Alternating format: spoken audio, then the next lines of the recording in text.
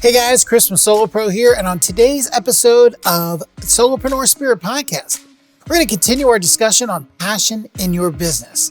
Specifically, we're going to talk about taking that passion, the passions you have, and trying to find a business that you can use them in. All that coming up on this episode of SoloProneur SPIRIT podcast.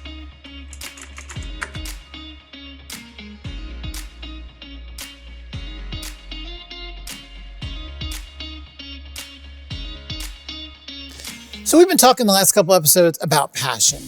2 episodes ago, we talked about how to identify passions that you have, looking for passions. If you haven't, go back to that episode, check that out, because I asked you in that to create a list of 3 columns. First one, what are the things that really charge you up? The second column was a list of social media accounts and topics that you tend to favor. And the third one was, what are the things that family and friends often ask you to do for them, to consult them on, to give them information on? In short, what are you the expert on? All right, and then in the last episode, we saw the story of Thomas Welch and how he took a passion of his, a passion for making non-alcoholic juice, essentially, for communion, and doing it in a way that it could really spread because he was passionate about temperance, passionate about people not consuming alcohol. And that eventually turned into the Welch's Grape Juice Company. So today, let's go back to that list from 2 episodes ago, and let's start looking at how we can take that and turn it into a potential business. Now, the first one seems a little obvious and whatever. I'm not afraid to tell you things that just seem obvious. Google it. Just Google your topic. Google businesses related to your topic. Google people you know that have the same passion that you do, the passion that you feel. Google that passion. See what people are already doing with that as a business. What do people that have that same passion, what is it they do in their business? Now, you're not doing this to copy them per se, but I want you to then write down a list of all the different ways that you can use that passion in business, that others are using it in business right now. That's the first way. A second way, I'm not even sure it's going to be 3, but there's a second way here. And that is to think about what you do for your family and friends. Now go back to that list. We have it written down. What do they ask you to do? Well, is that something that could potentially be a business?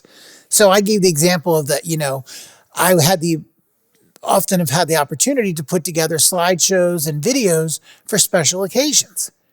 I enjoy doing that. So in my line, am I supposed to think about, well, is there something along that line I want to do? Do I specifically want to put together videos and presentations for families for special events? Do I want to put together videos and presentations for businesses? Do I want to do something in that realm because I seem to enjoy doing it, right? That's the kind of thing you want to do. Look at what you do for your family and friends. First off, is that directly something that you could do for other people? Or is there a form of that you could do where you have, in using the same passion, a more sustainable business that people would actually pay for? And that brings us to the third point that I want to make about this. And other coaches say this. So the reason I say that all the time is because I don't want you to think I'm acting like I've got this great knowledge that I've put together on my own. I'm just relating to things that I've picked up on. And one of the things that you often hear coaches tell you is find a problem. Find a problem that needs solving. So within your realm of passion, is there a pain point? Something it's either painful for you or painful for your family and friends when you're helping them out with it, or just other ways that you know that people struggle with this particular thing, that they have a problem that they would rather pay to have it taken care of. Obviously, in the trades, that's easy. People have leaks in their houses. They'd rather have a plumber, someone that knows what they're doing, come and fix it. They will pay for it. I know. I've had to a lot lately. Not liking it. But it could be, again, if I go back to the analogy that I used about the video, Maybe people want these things and they just don't know how to do it, or they've got some special event coming up and they've got enough details involved. And someone's like, well, you need to have some sort of video for it. I don't want to add that to the list of things I have to do. Can I just pay somebody to do that for me? Those are the problems that you need to identify. And once you've identified those problems and you've identified those things that you enjoy doing and those things that you enjoy doing for others, now you have the basis for thinking about maybe being able to create a business that can solve those pain points. A simple process, something that's available, and adding your own spin to it to kind of make you stand out a little bit. We'll cover that more in a later time when we discuss like really wanting to distinguish yourself. But for right now, you know what your passions are. You're starting to identify those things that family and friends say you do well for them. And now you're thinking about problems, pain points, things that you can do to help make people's lives better that they're willing to pay for. Got those three things together. Now, you just may have the makings of a new business that fits your passion. Now, I've given you a little bit of information this week, and I hope that you have taken that, written it down, worked with it.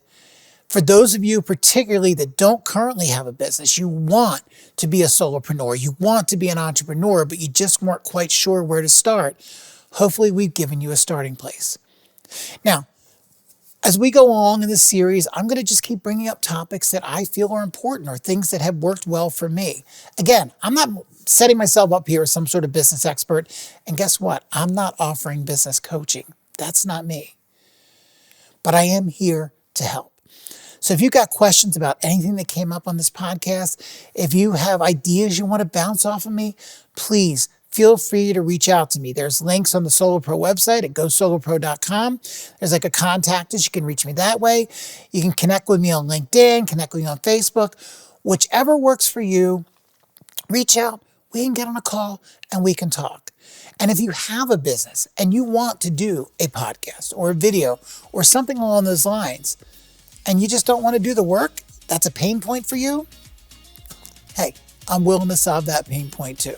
Again, reach out to me. Look, I love solopreneurs, I love small businesses, and I think they are the lifeblood of the country, of the world, of the economy. But part of being that is that we've got to help each other out, and that's what I want to do. So again, you want to talk, chat, let me know. I'd love to talk with you and see how I can help you in your journey as a solopreneur. Hey guys, don't forget you can find the rest of these shows on the SoloPro Network website at gosolopro.com/network. Guys, find that passion, live that passion, make a living with that passion, and have a great day.